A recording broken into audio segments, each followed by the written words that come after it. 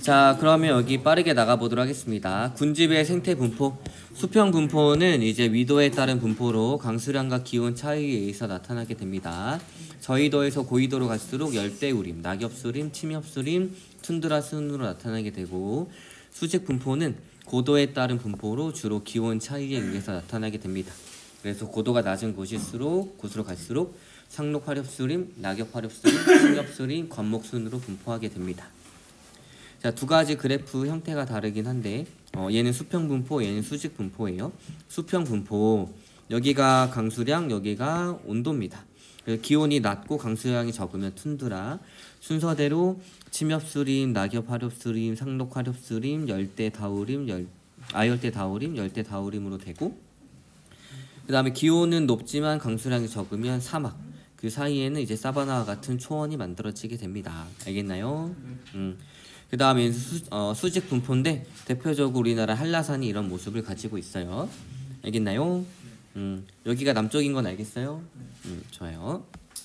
자, 문제 풀어오라고 했죠. 자, 다음은 어떤 식물 군집의 특성을 설명한 것입니다. 강수량이 많은 지역, 목본과 초본이 있고 열대우림, 뭐예요 그러면? 산림 1번입니다.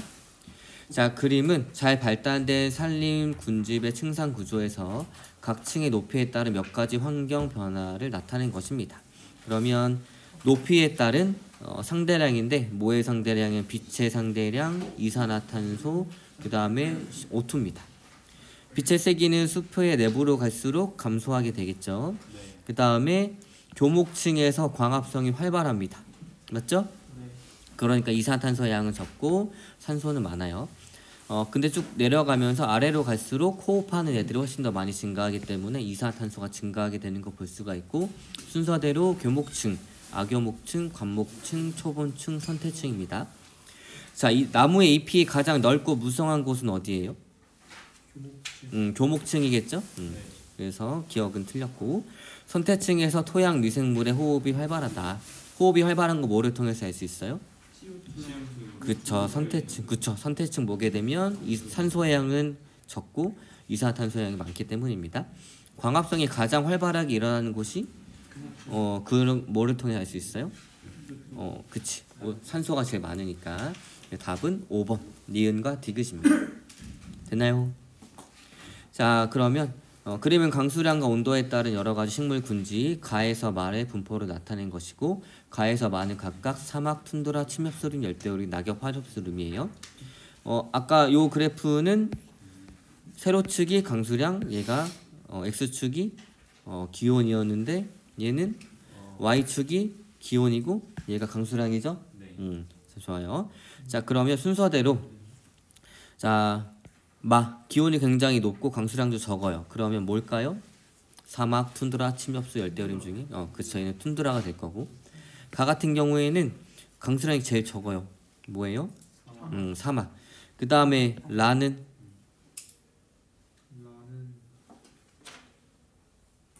침엽수림. 왜냐면 온도가 낮잖아요. 그 다음에 화렵수, 그 다음에 열대우림이 되겠죠. 침엽수는 소나무와 같이 뾰족뾰족한 애들. 얘네들이 왜 기온이 낮은 곳에서 잘 살 수 있냐면 나뭇잎의 모양이 세모나트니까 눈이 잘 쌓여 안 쌓여? 안 쌓이죠.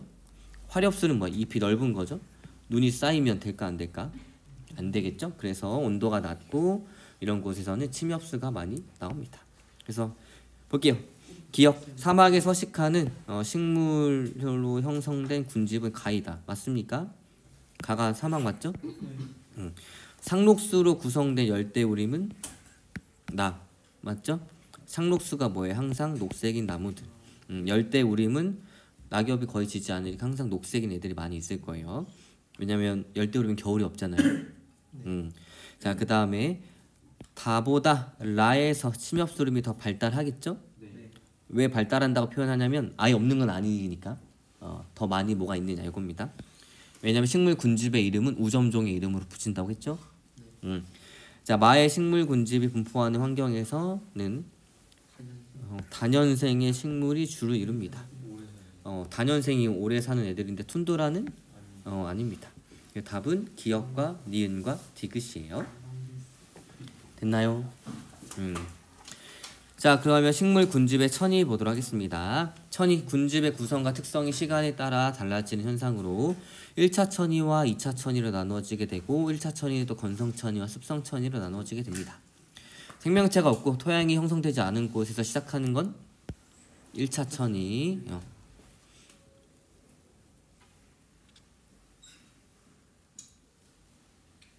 자, 이제 건성천이와 습성천인데 건성천이는 건조한 곳, 용암대지나 황원에서 시작이 되고 개척자는 뭐예요?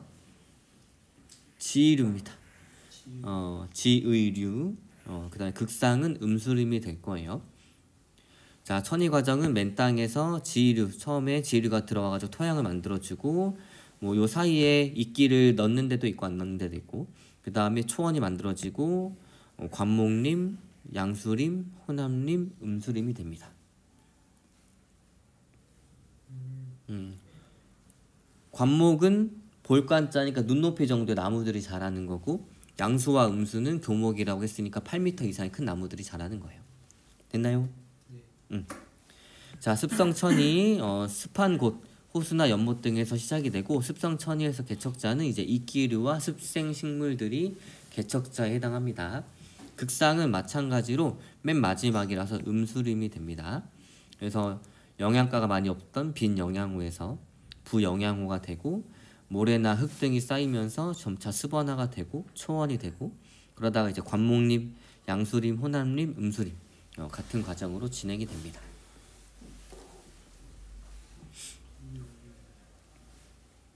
빈 영양호는 쉽게 말해서 이제 플랑크톤 이런 것들이 많이 없어가지고 영양가가 없는, 부영양호는 많은 것들. 됐나요? 우리 이번 주에 또 들었나요? 네. 마음이 급해요. 빨리 이거 끝내고 교과서도 봐야 돼서. 됐나요? 자, 과정들 있으니까 한 번씩 보면 될 것 같고. 자, 기존에 토양이 있던 곳에서 식물 군집이 사라지고 다시 시작되는 천이를 뭐라 그래요? 2차 천이라고 합니다. 자, 산불, 홍수, 벌목 등에 의해서 식물 군집이 파괴된 곳에서 일어납니다. 토양이 이미 형성되었기 때문에 1차 천이보다 속도가 어마어마하게 빠릅니다. 이때 개척자는 초원부터 시작을 하니까 초본류라고 생각해주면 됩니다. 개척자 처음 들어오는 식물들이라고 생각하면 좀 편할 것 같아요. 자, 천이 마지막에 이루는 안정된 상태를 극상이라고 하고 주로는 이제 음수림입니다. 가장 극에 있는 상태.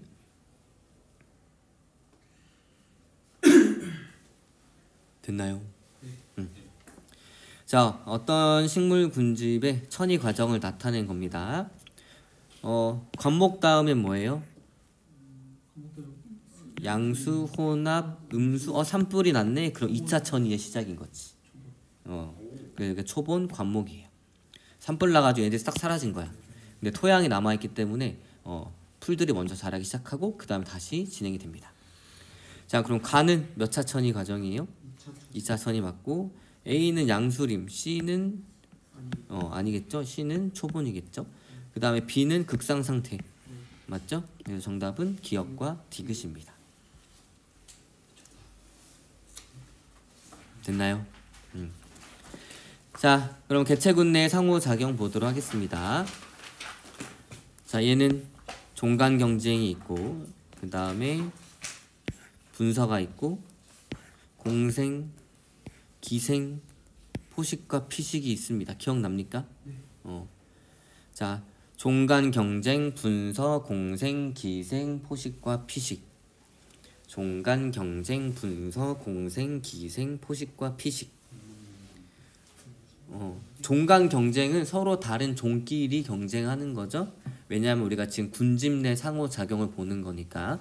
군집이라고 하는 것은 개체군의 모임이죠. 개체군들의 모임. 자, 종간 경쟁 보도록 하겠습니다.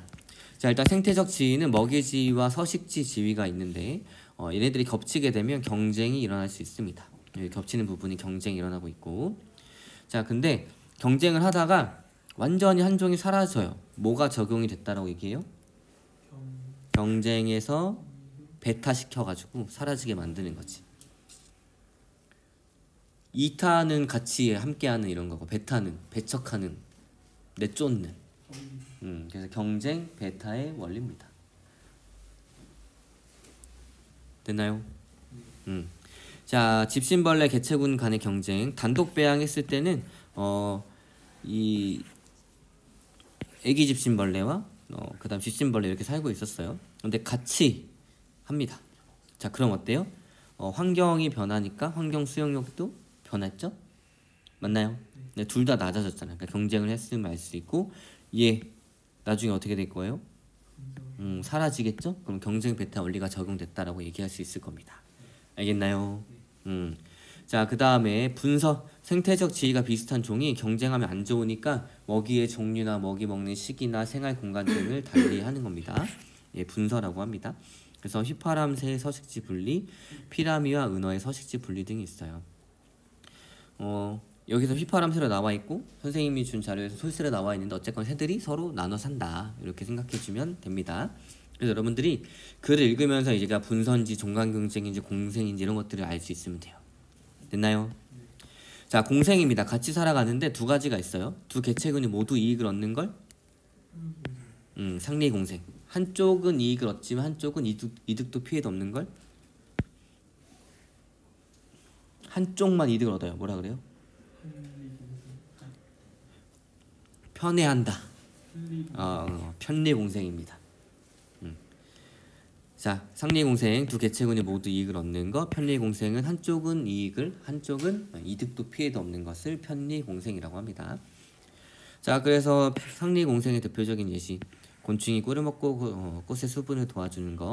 세균이 소의 소화기관에서 섬유수의 분해를 도와주고 양분을 얻는 거. 말미잘과 흰동가리, 콩가식물과 뿌리형 박테리아가 있고, 이 편리공생은 빨판상어와 거북, 그 다음에 따개비와 흑등고래가 있습니다. 자, 기생. 한 개체군이 다른 개체군에 붙어 살면서 자신은 이익을 얻지만 다른 개체는 손해를 보는 경우가 있습니다.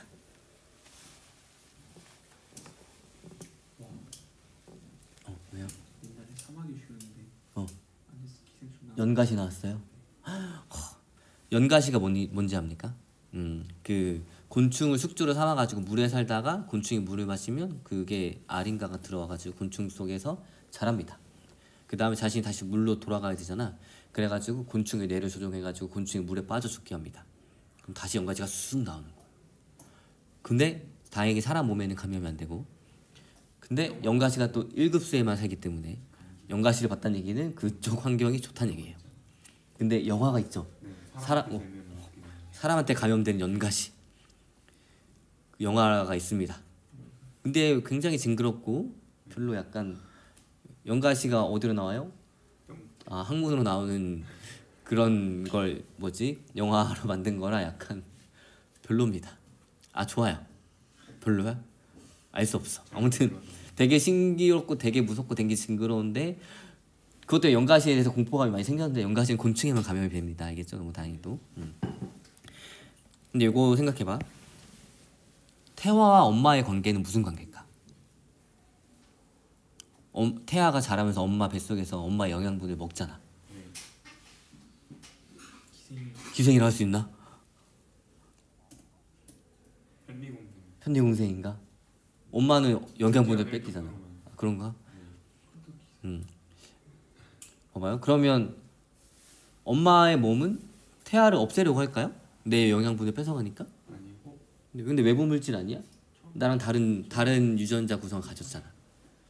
근데 왜 태아가, 만약에 모체가 이 태아를 없애려고 하면 우리 종이 보존이 안 되겠지? 맞아요? 궁금하지 않나요? 도대체, 왜냐면 태아의 유전자 구성이랑 엄마 유전자 구성 비슷하겠지만 우리가 서로 다른 개체이기 때문에 서로 외부 물질로 인식할 수 있단 말이지. 근데 그런 과정이 일어날까 안 일어날까? 일어나는 걸로 알고 있나요? 선생님 질문, 여러분들의 질문을 던지는 거예요. 그렇잖아. 나는 엄마랑 다른 개체인데 엄마 뱃속에서 자라고 있어. 근데 엄마 몸은 왜 나를 없애지 않고 나왔지? 나와야지 종 유지가 되니까. 그러면 만약에 외부 물질을 인식하면 또 그걸 방어하는 기작이 있을 거고. 혹은 외부 물질로 인식을 안 하는 경우가 있을 거고. 찾아보면 나올걸요? 그래서 혹시 궁금한 사람은 찾아서 발표하면 좋은데, 선생님이 신생아 용혈 현상에 대해서 설명했나요? 아니야? 용혈이 뭐야? 피가 녹는 거지. 이게 언제 나타나냐면 RH식 혈액형이 엄마랑 그 태아랑 다를 때 나타날 수 있어요. 봐봐, 이 너네 뭐지? 혈액형 배우면서 한 번도 안 궁금했니? 나랑 엄마랑 혈액형이 다르잖아. 근데 왜 엄마의 항체는 나를 공격하지 않지?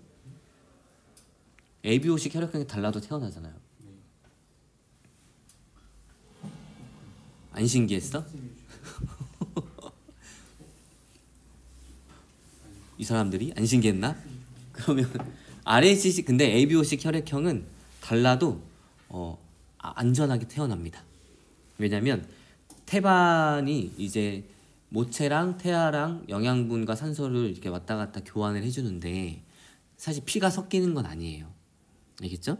근데 ABO식 혈액형의 항체는 이 태반을 통과해서 태아한테 가지 못해. 그러니까 ABO식 혈액형이 달라도 엄마의 항체가 태아를 공격하지 않아요. 근데 RH식 혈액형은 좀 달라. 엄마가 RH-야. 근데 여기에 이제 자라고 있는 태아가 첫째가 RH+야. 이때는 적혈구가 서로 교환이 안 되기 때문에 괜찮아요. 근데 언제 교환이 가능하냐면 얘가 태어날 때 태반이 뜯어지잖아요. 그때 태아의 혈액이 엄마한테 갈 수가 있어. 그럼 엄마는 RH-인데 항원 D가 들어온 거지.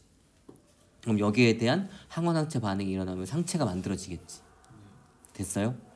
그럼 엄마 몸속에는 RH 항원에 대한 기억세포가 있는 거야. 얘는 무사히 태어났어. 근데 또다시 RH+는 얘를 가졌어. 근데 문제는 뭐냐면 엄마 혈액 속에 있는 이 RH에 대한 항체는 태반을 통과해요. 태반을 통과해서 누굴 공격해? 태아의 적혈구를 공격하는 거지. 그럼 태아가 잘 태어나지 못할 수 있겠죠. 태아의 혈액이 적혈구가 계속 파괴가 돼. 그러면 첫째만 갖고 둘째를 못 갖나? 또 과학자들이 대단해가지고 어떻게 했냐면 항원항체 반응인 걸 알잖아요. 그래서 태어날 때 혈액이 섞이는 건 어쩔 수 없어. 근데 어떻게 해주냐면 엄마 몸속에 기억세포가 안 생기게 해주면 돼. 얘가 태어날 때쯤에 엄마 몸속에다가 이 RH+에 대한 항체를 어마어마하게 많이 넣어줘요. 그러면 어떻게 되냐면 얘가 태어나고 얘의 적혈구가 엄마 몸속에서 들어가서 엄마 몸속에 있는 면역세포가 인지하기 전에 이 항체가 제거해버립니다.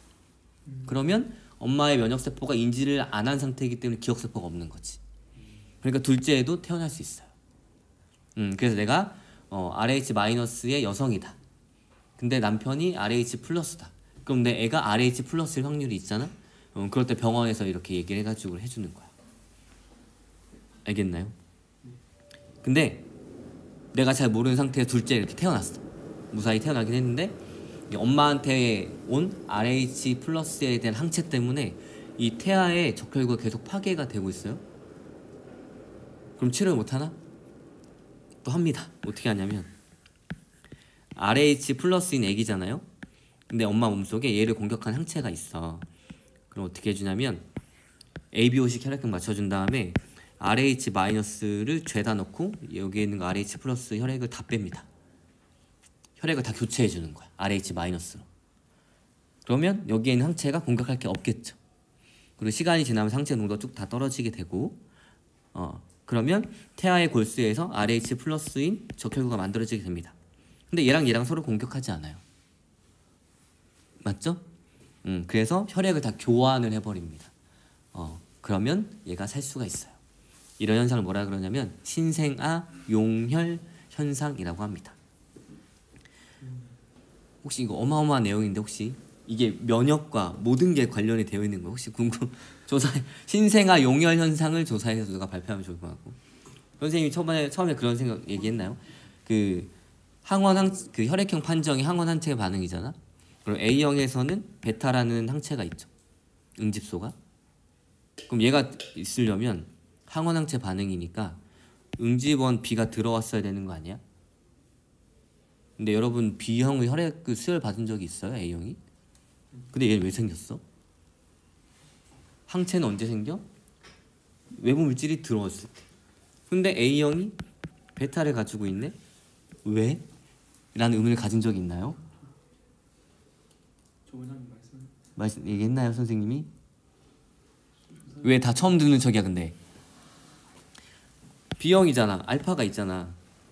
O형이야. 알파랑 베타가 있대요. 여기서부터 우리는 배웠잖아. 근데 우리가 항원 항체 반응이라고 했을 때 항체가 만들어지려면 항원이 들어가야 되잖아. 항체잖아. 그러면 O형한테는 A도 들어왔어야 되고 B도 들어왔어야 얘네가 생기는 거 아닌가요? 이런 의문점을 가진 적이 있나요? 이런 의문점을 가져야 됩니다, 여러분. 알겠죠? 왜 그러냐면 이 응집원 A와 응집원 B는 당성분이고 당성분은 자연에 굉장히 흔해요. 여러분들이 땅바닥 기어다니면서 어렸을 때 손에 묻은 거 막 손 빨고 막 그러지? 그러다가 우연치 않게 우리 몸에 상온으로 다 인식이 돼서 우리 몸 속에 있는 거예요. 알겠나요? 근데 RH는 왜 없어? RH에 대한 항원은 단백질이기 때문에 흔하지 않기 때문이에요. 알겠나요? 이거 되게 좋은 내용인데 누가 한번 발표하세요? 자, 그럼 여기 다시 자 포식과 피식 보도록 하겠습니다. 두 개체군 사이에 먹고 먹히는 관계로 두 개체군의 크기가 주기적으로 변동합니다. 다른 생물을 잡아먹는 생물을 포식자, 먹이가 되는 생물을 생물을 피식자라고 하고 포식자를 피식자의 천적이라고 합니다. 눈신토끼와 스라소니가 있어요. 누가 포식자예요? 스라소니. 톰슨 가젤과 치타가 있어요. 누가 포식자예요? 치타입니다. 됐나요? 자, 그럼 볼게요. 군집 내 개체군의 상호작용입니다. 경쟁, 가나, 기생, 포식과 피식이 있어요. 경쟁하니까 둘 다 마이너스. 자, 가는 한쪽은 플러스인데 한쪽은 이득도 없고 손해도 없어요. 그럼 가는 뭐예요? 얘만 플러스고 다른 애는 플러스도 마이너스도 아니야. 그치, 한쪽만 이득을 얻으니까 편리공생. 자, 나는 둘 다 플러스입니다. 같이 살 때. 상리공생. 서로 상자, 서로 이득을 본다 이거예요. 자, 기생 마이너스 플러스인데 마이너스는 숙주예요, 기생생물이에요? 숙주. 그치, A는 숙주, B는 기생생물입니다. 요 생은 뭐야? 생은 없애도 될 것 같아요. 기생, 여기 왠지 기생인 것 같아. 기생. 기생. 자, 그다음 포식과 피식. A가 포식자예요, 피식자예요? 플러스니까. 포식. 그치. 그래서 B가 피식자, A는 포식자입니다. 됐나요? 자, 그다음에 두 종의 따개비가 조간대에서 서식해서 서식 공간을 달리하는 것은 무엇이냐면 분서라고 얘기할 수 있습니다. 조간대가 뭐였죠, 여러분? 조수 간만에 차가 생겨서 바닷가에서 밀물과 썰물 때문에 물 높이가 높아졌다가 낮아졌다 하는 그 영역을 조간대라고 했습니다. 기억나나요? 조간대가 이렇게 바닷물이 평균 수위가 이 정도면은 밀물일 때 이 정도, 썰물일 때 이 정도예요.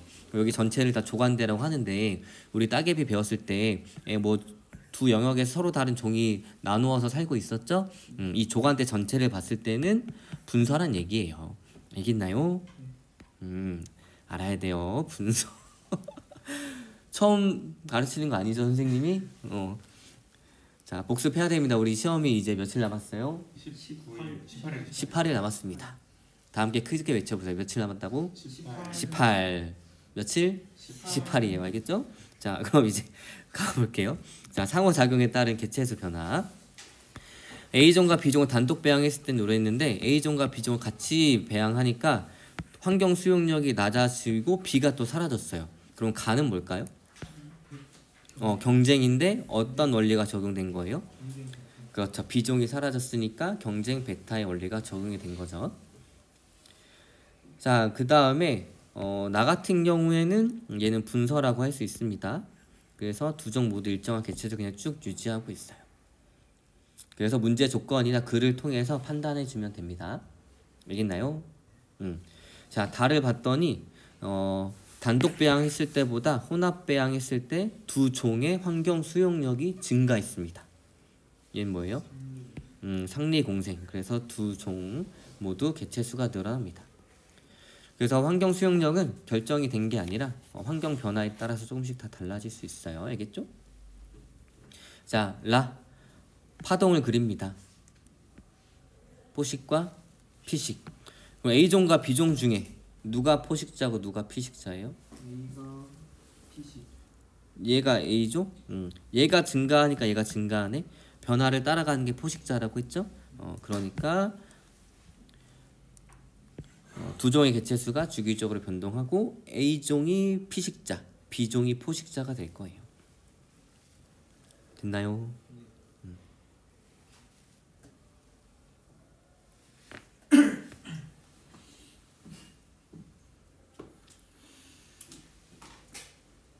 우리가 다음 주도 수업할 수 있고 다다음 주도 수업할 수 있나요? 네. 다음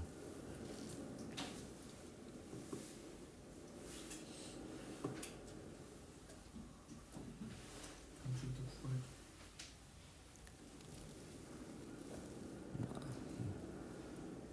안 보이는 데 있어요? 됐나요? 자, 문제 풀어봅시다. 두 종 사이 상호작용을 나타낸 것입니다. 종 1과 2가 같이 살 때 둘 다 위험해요. 그 다음에 한쪽은 유익하고 한쪽은 위험해요. C는 상호작용 C는 둘 다 이득을 얻고 D는 한쪽만 이득을 얻고 한쪽은 이득도 모두 없습니다. 자, 볼게요. 자, 눈신토끼와 스라소니의 관계는 A. B도 P 포식 피식. 그러니까 B에 얘가 가능한지 보세요. 네. 한쪽은 이득을 얻고 한쪽은 죽어버리잖아. 얼마나 위험해, 그치? 그러니까 기억 맞고. 다음에 A는 두 종이 경쟁 관계일 때 나타날 수 있습니까? 네. 그쵸?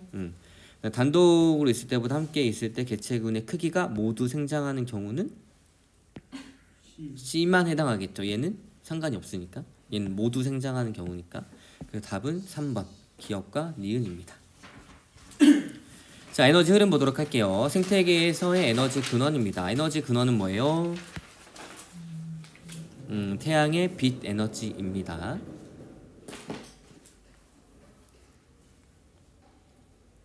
자, 그래서 생태계에서 에너지는 순환하지 않고 다른 형태로 전환되면서 먹이 사슬을 따라 한 방향으로만 흐르기 때문에 생태계가 지속적으로 유지가 되기 위해서는 지속적으로 에너지가 공급이 돼야 합니다. 됐나요? 자, 태양의 빛 에너지는 생산자의 광합성, 그걸 통해 가지고 화학 에너지로 전환되어 유기물 속에 저장이 됩니다. 유기물 속에 저장된 화학 에너지의 일부는 소비자에게 유기물의 형태로 이동을 하게 되고 나머지는 생산자 호흡에 의해서 열 에너지로 전환이 돼서 방출이 됩니다.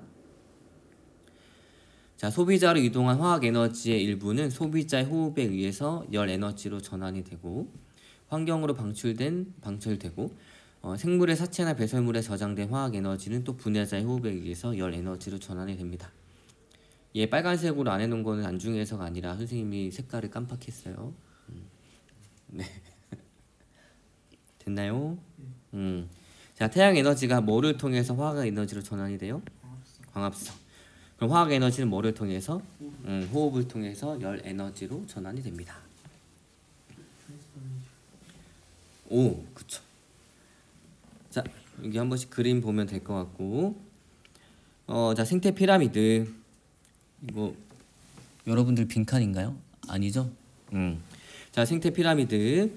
먹이 사슬에서 각 단계의 개체수, 생체량, 에너지량이 상대적인 양을 하위 영양 단계부터 상위 영양 단계로 순서대로 쌓아 올린 것으로 일반적으로 생태계에서는 상위 영양 단계로 갈수록 개체수, 생물량, 에너지량이 감소해서 피라미드 형태를 나타내게 됩니다.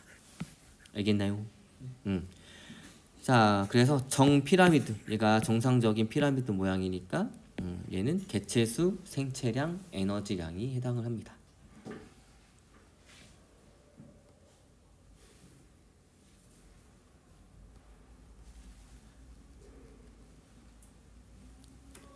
자, 그 다음에 역피라미드가 정상적인 형태인 것도 있어요. 개체의 크기, 풀보다는 사람이 클 거고, 그쵸? 풀 한 포기보다는 여러분들이 훨씬 무겁겠죠? 그래서 그 다음에 에너지 효율 등은 그리고 생물 농축 등은 상위 영향 단계로 갈수록 커지게 됩니다. 에너지 효율은 왜 커진다라고 생각하면 된다 그랬어요? 상위 영향 단계에 이동한 에너지가 계속 줄어들죠. 그러니까 적은 걸 효율적으로 써야 되니까 상위 영향 단계로 갈수록 에너지의 효율은 높아지게 됩니다. 알겠나요? 에너지가 계속 감소하니까 얘들이 계속 연결이 될 수 있어 없어? 일정 단계로 끝나게 되는 거예요. 알겠죠? 됐나요? 뭔 말인지 알았어요? 생태 영향 단계가 계속 올라간 에너지 양이 계속 감소하니까 얘네들이 무한대로 가지 못하고 어느 영향 단계에서 끝나게 된다는 얘기입니다. 알겠나요? 자, 에너지 효율.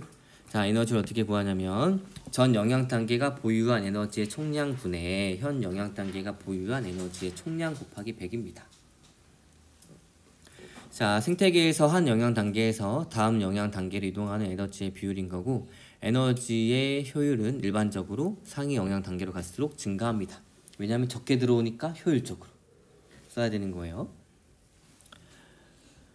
자, 상위 영향 단계로 갈수록 몸집이 커져서 단위 무게당 에너지 소모가 적고 영양가가 높은 먹이를 섭취하여 에너지를 효율적으로 이용하기 때문입니다. 초식 동물은 풀을 먹죠? 그렇죠? 근데 풀이 그렇게 영양가가 높은 건 아니니까 어마어마하게 많이 먹는 거예요. 근데 우리 사람 같은 경우에는 지방을 먹죠?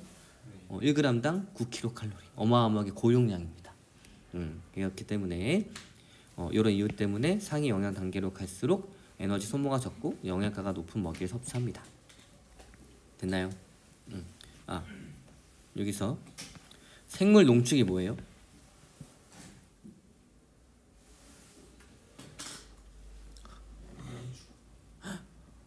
지금 모르는데 그냥 넘어갑니까? 질문해야지. 생물 농축이 뭡니까? 이렇게. 농축이 뭐야? 어떤 물질들이 하위에서 상위로 갈수록 계속 농축돼서 거기에 쌓인다는 얘기예요.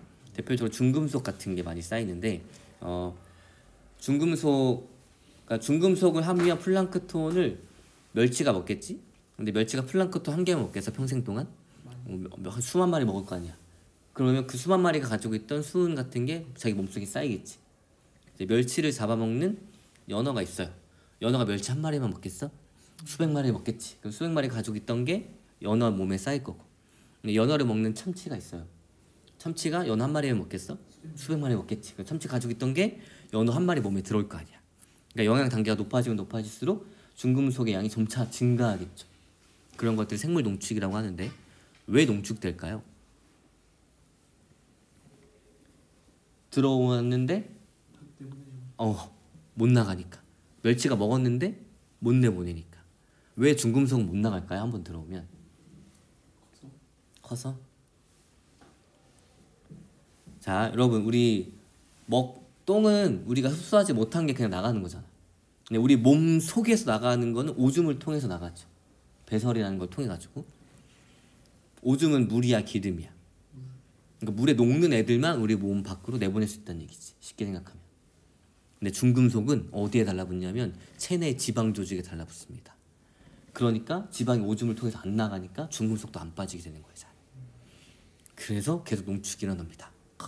이거 되게 고급 지식인데 왜 농축이 되는가라고 이렇게 쭈르륵 설명하면 얘가 생명과학적으로 어마어마하게 잘 많이 알고 있구나라고 아는 거예요.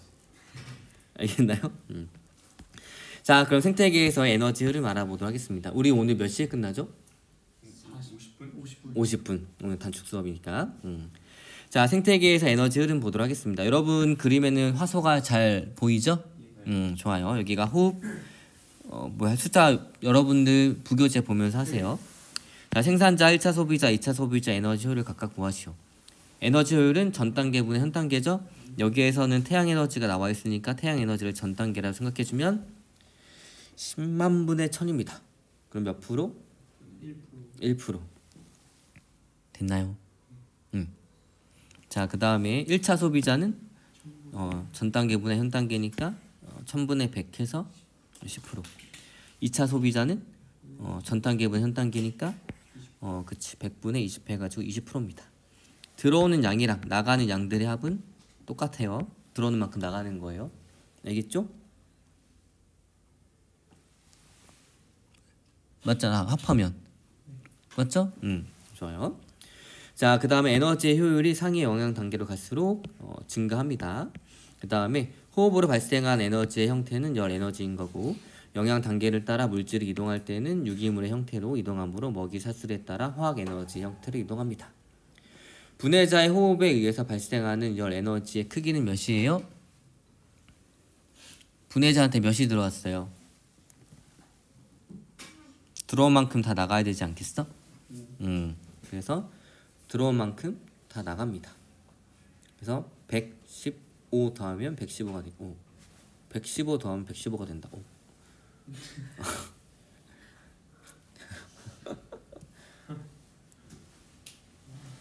선생님 참 많은 것에 신기하지 않나요? 작은 것에. 여러분들도 공부하면서 이런 것들에 대해 신기하세요. 아직 안 끝났어요. 자, 볼게요. 자, 물질의 생산과 소비입니다. 여러분들 그림 잘 보이죠? 여러분들 책에는. 자, 생산자가 광합성을 통해서 생산한 유기물의 총량을 뭐라 그래요? 총 생산량이라고 합니다. 총 생산량 중에 생산자의 호흡으로 소비되는 유기물의 양을 호흡량이라고 하고, 총 생산량에서 호흡량을 뺀 나머지 값을 순생산량이라고 합니다. 순생산량은 피식량, 고사, 낙엽량, 생장량이 있어요. 자, 그래서 생장량은 순생산량에서 피식량 빼고 고사량, 낙엽량을 빼주면 됩니다. 피식은 누구한테 먹히는 거예요? 1차 소비자. 맞죠? 그래서 식물의 피식량은 1차 소비자의 섭식량과 같습니다. 그 다음에 초식동물의 동화량은 섭식량에서 배출량을 제외한 양인데, 이게 뭐야? 방금 얘기한 대로 흡수되지 않고 똥으로 나가는 거. 얘가 동화량은 흡수가 돼서 1차 소비자 몸으로 들어온 거. 알겠나요? 자, 그 다음에 군집의 생산량 볼게요. 자, 생체량, 현존량은 현재 군집이 가지고 있는 유기물의 총량이고, 자, 극상의 군집은 생체량은 많지만 순생산량은 적습니다. 유기물량은 굉장히 많아지지만 순생산량은 적게 된다는 얘기예요. 자, 천이가 진행되는 군집은 생체량은 적지만 순생산량은 많습니다. 그래서 열대우림은 육상 생태계 중에서 순생산량이 많습니다. 그래서 천이에서 극상으로 갈수록 생체량은 많아지게 되고, 적분한다고 저번에 부정적분 여기서 이게 나왔나? 기억나죠? 나야 돼요.